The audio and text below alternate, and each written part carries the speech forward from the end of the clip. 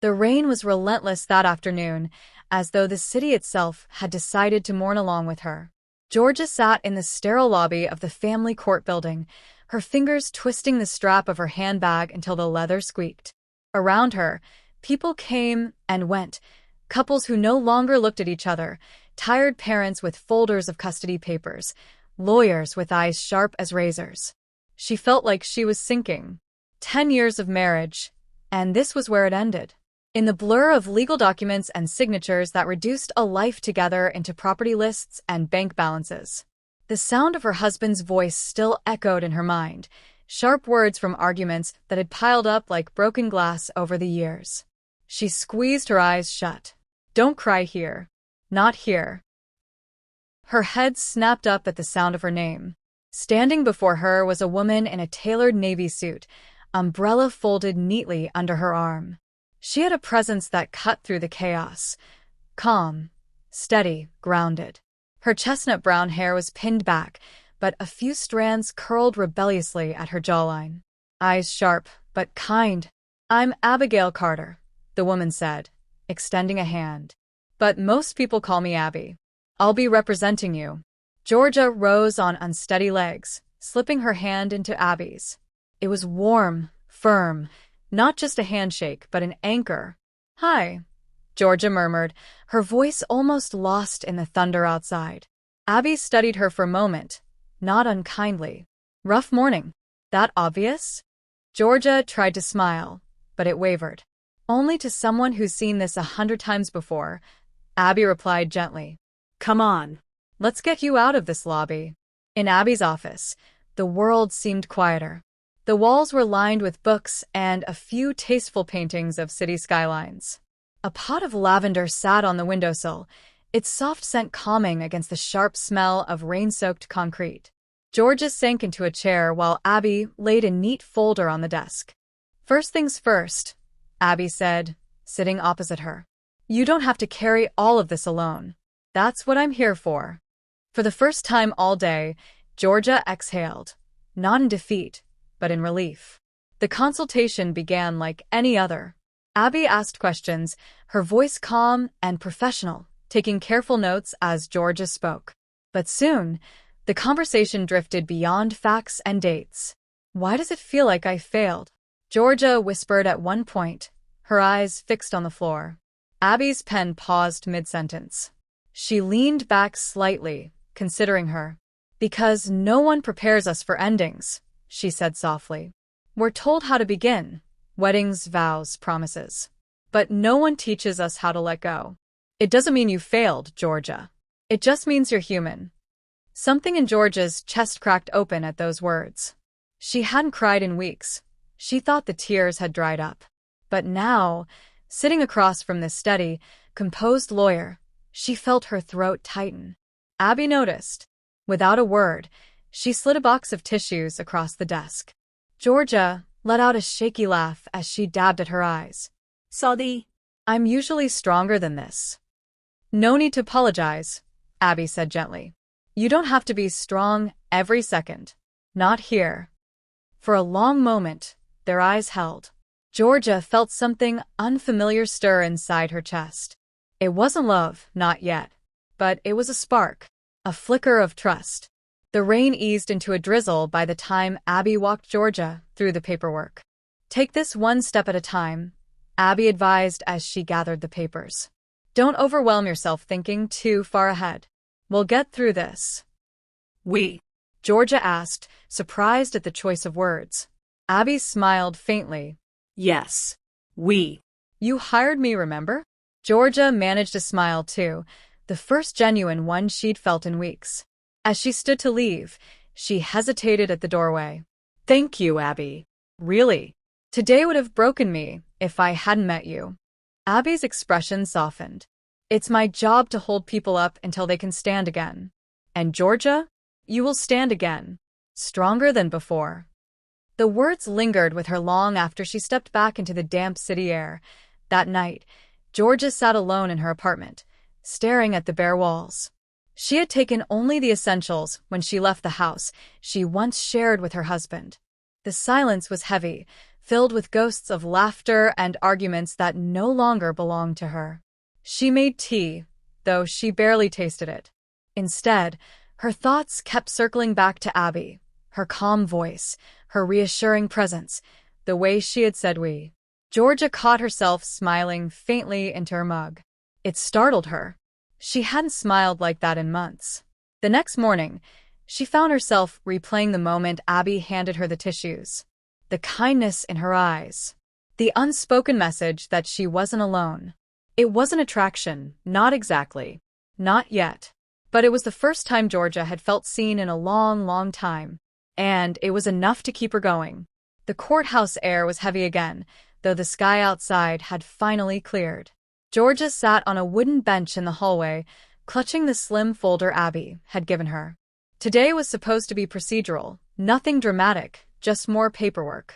Still, her nerves wouldn't settle. She glanced up when the door swung open. Abby Carter stepped out, composed as ever, her heels clicking against the polished floor. Georgia noticed the small details this time, the silver watch at her wrist, the way her suit jacket hugged her shoulders, the tiredness in her eyes that she hid well from others. "Georgia," Abby greeted, her lips curving into that faint, reassuring smile. "You made it." "Of course," Georgia said, rising. "Not that I wanted to." "That makes two of us," Abby replied dryly, and the smallest laugh escaped Georgia before she could stop it. They walked together toward Abby's office. Inside, the atmosphere was the same as before, lavender on the windowsill, papers neatly arranged. But today, Georgia noticed a photo frame tucked discreetly at the edge of the desk.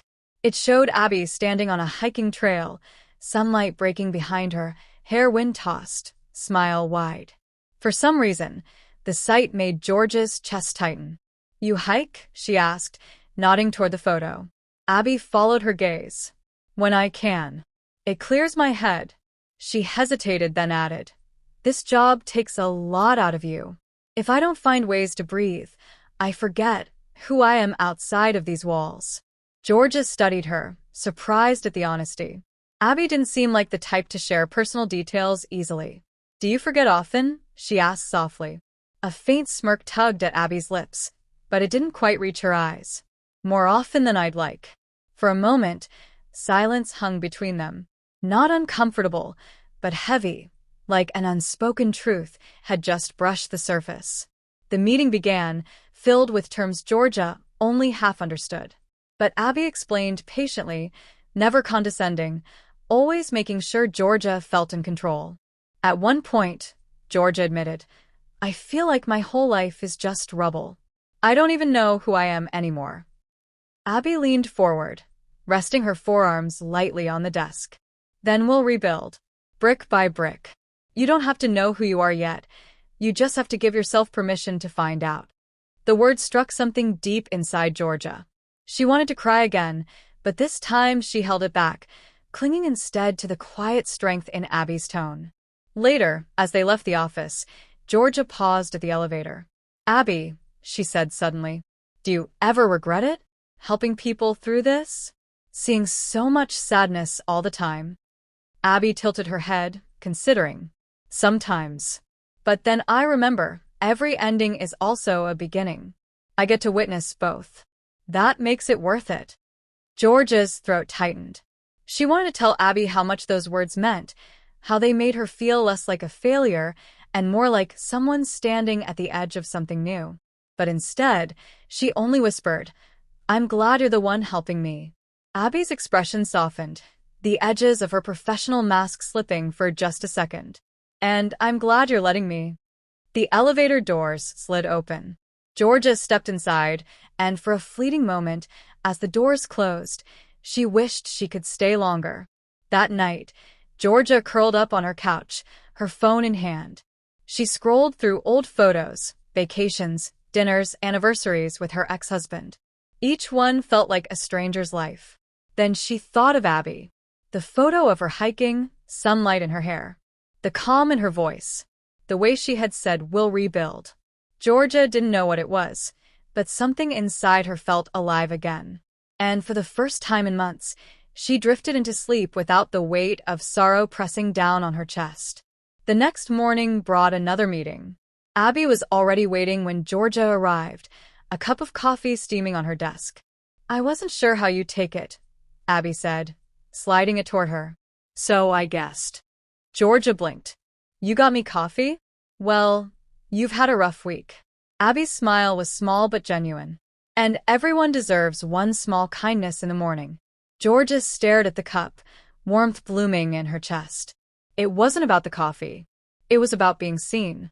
"Thank you," she whispered. Abby shrugged lightly, though her eyes softened. "Don't mention it." But Georgia did mention it, to herself, over and over, long after she left the office. That day, something shifted. Georgia didn't just see Abby as her lawyer anymore. She saw her as a woman strong, steady, but with cracks of her own that she didn't always hide. And slowly, cautiously, Georgia began to let her own walls down too. Georgia hadn't expected the courthouse to feel any different the third time she walked in, but it did. Maybe it was the weight in her chest that had eased just a little. Maybe it was the thought of seeing Abby again, the steady, composed woman who somehow made paperwork and legal jargon feel less suffocating. She told herself it was because Abby was good at her job. That was all. But when she reached Abby's office and found 2 steaming cups of coffee waiting, her heart betrayed her, beating faster in her chest. "You remembered," Georgia said softly. Abby glanced up from her papers. "Of course. 2 sugars, splash of cream." Georgia smiled in surprise. "I don't even think my ex-husband ever remembered how I take my coffee." Abby's brow arched. Then he wasn't paying attention. The words landed heavier than Abby might have meant them to, and for a moment Georgia didn't know where to look. She focused on the cup in her hands, letting the warmth soak into her palms. The day's meeting was lighter than usual. The major decisions had already been filed, and what remained were technicalities. Abby explained each point, but Georgia found herself distracted, not by the papers, but by the cadence of Abby's voice, the way her hands moved as she spoke, precise yet graceful.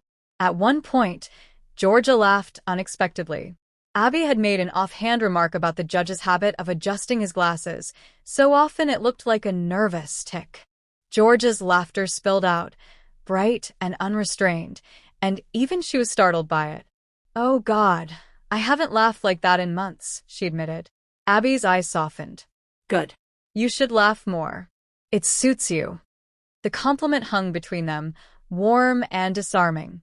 Georgia tucked a strand of hair behind her ear, suddenly self-conscious. After the paperwork was done, Abby surprised her. "You don't have to rush off today, do you?" Georgia blinked. "Not really." "Why?" "There's a cafe around the corner," Abby said. "Best pastries in the city. You look like you could use something sweet that isn't metaphorical." Georgia hesitated. This wasn't business anymore. This was something else. But the hopeful curve of Abby's smile nudged her forward. "Okay," she said. "Lead the way." The cafe was small, with mismatched chairs and the smell of fresh bread lingering in the air. Abby ordered a plate of croissants and 2 cappuccinos. Georgia watched her navigate the space with ease, greeting the barista by name, choosing a table by the window where the late afternoon light fell soft and golden. "This is your spot, isn't it?" Georgia asked when they sat down. Abby shrugged, smiling. "Guilty. I come here when I need to think. About clients?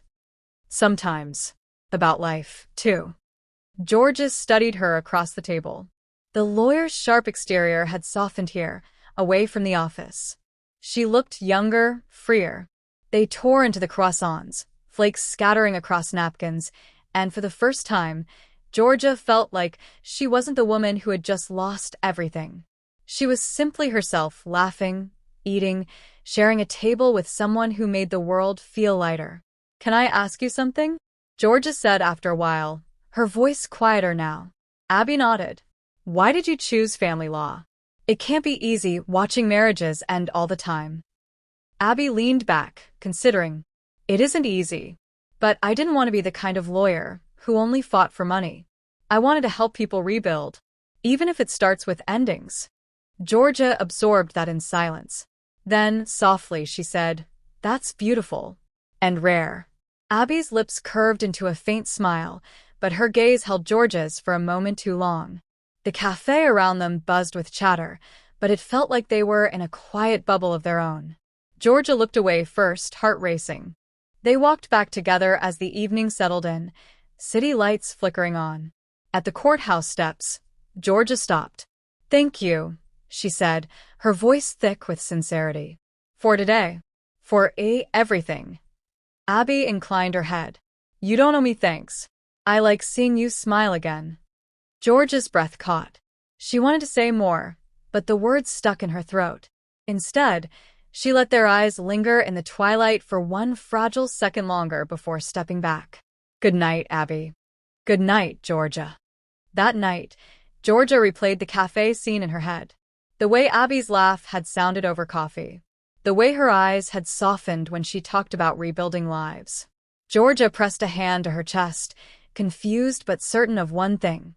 Something had shifted today. It wasn't just professional anymore. It was the first spark of something more. The week dragged on with paperwork and meetings, but Georgia found herself anticipating each visit to Abby's office. It wasn't just the legal updates, those mattered.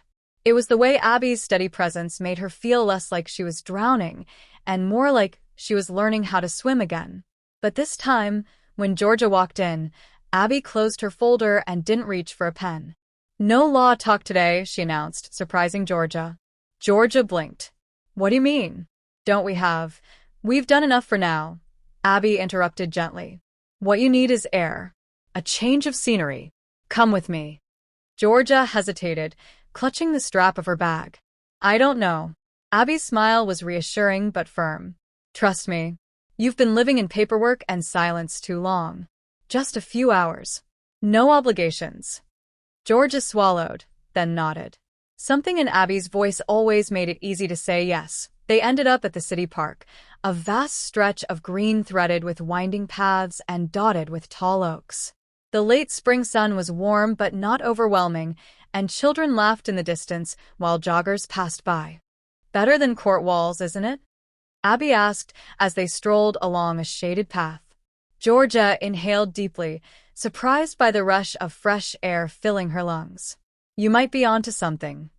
For a while, they walked in companionable silence, the crunch of gravel underfoot grounding them both.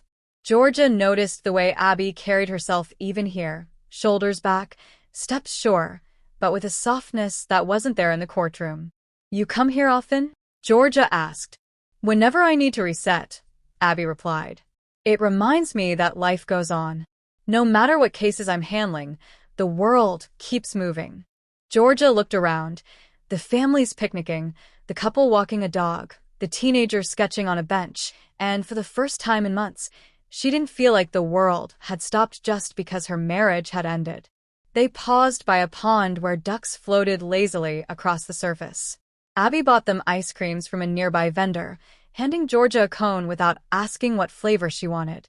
"How did you know I like vanilla?" Georgia asked with a smile. Abby smirked. "Lucky guess." Georgia licked the ice cream, her laughter light. "You're dangerously good at guessing." Abby's gaze lingered on her a second too long before she looked away. "Comes with the job." They sat on a bench, overlooking the water. For a while, they simply watched the ripples spread as children tossed breadcrumbs to the ducks. The sunlight dappled through the trees, painting gold on Abby's hair, and Georgia found herself stealing glances, memorizing the quiet ease in Abby's expression. "Do you ever get lonely?" Georgia asked suddenly, surprising herself. Abby turned to her, brows lifting slightly. "Everyone does." "I mean," Georgia hesitated. "You always seem so put together. Like you never let anything get to you." Abby's lips curved faintly, but there was something wistful in her eyes. "That's the job. But outside of it." She paused, gaze drifting over the pond. "I have my lonely days, too." Georgia's chest tightened. She hadn't expected honesty, not like this. "I'm sorry," she said softly. Abby shook her head. "Don't be. Loneliness isn't a weakness. It's just a reminder that we need connection." The words sank deep into Georgia. She thought of her empty apartment, the silence of nights where she curled into herself, pretending she didn't care. For the first time, she felt less ashamed of it. They wandered further, ending up near a small art fair set up along the path. Local artists displayed paintings and handmade jewelry, their booths alive with color. Abby guided Georgia toward a canvas that showed a woman standing at the edge of a storm, her dress whipping in the wind, but her gaze steady on the horizon. "It reminds me of you," Abby said quietly. Georgia blinked, startled. "Me? You're standing in the aftermath of a storm," Abby explained. "But you're still standing. And you're looking ahead, even if you don't see it yet." Emotion welled in Georgia's throat. No one had ever described her like that before. Not strong, not enduring. She felt her eyes sting, and she quickly looked away, pretending to examine another painting. But Abby noticed. She always noticed, as the sun began to dip, painting the sky in amber. They found themselves walking back toward the courthouse lot where Georgia's car was parked. "I needed this," Georgia admitted quietly. "I didn't realize how much until now." Abby's smile was soft, almost tender. Sometimes we don't notice we're holding our breath until someone reminds us to breathe. Their eyes met, lingering for a long, unspoken moment. Georgia felt the pull in her chest, gentle but undeniable. If Abby felt it too, she didn't say.